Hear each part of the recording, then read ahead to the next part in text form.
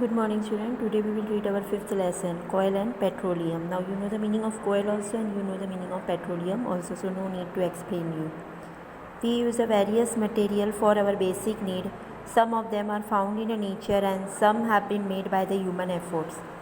हम रोज़ हमारे basic life में बहुत सारे चीज़ यूज़ करते हैं, जो कुछ तो नेचर से बनाया हुआ होता है और कुछ क्या होता है कि ह्यूमन एफर्ट से बनाया होता है, यानी कि मैन मेड होता है. कोई नेचुरल होता है और कोई मैन मेड होता है.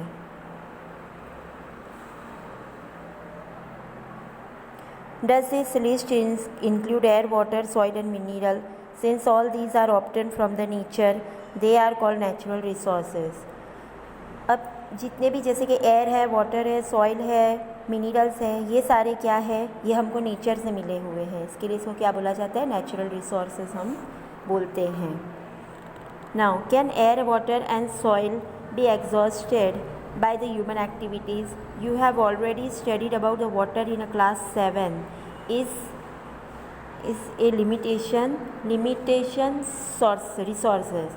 अब ये जो एयर, वाटर और सॉइल है, ये क्या मतलब ख़त्म हो सकता है ह्यूमन एक्टिविटी की वजह से? 7th स्टैंडर्ड में आपने पढ़ा ही है कि वाटर जो है वो लिमिटलेस रिसोर्सेज है, उसका कोई लिमिट नहीं है. In the light of availability, various resources in a nature resources can be broadly classed into a two kind. अब ये जो नेचुरल रिसोर्सेज है उसके 2 क्लास में आप उसको डिवाइड कर सकते हो, यानी कि 2 टाइप में आप उसको डिवाइड कर सकते हो.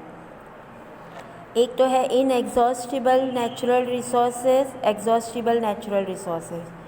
अब देखो इनएग्जॉस्टिबल रिसोर्स नेचुरल रिसोर्सेज कौन से हैं. These resources are present in unlimited quantity in nature and are not likely be exhausted by the human activity. Example, air, sunlight and air.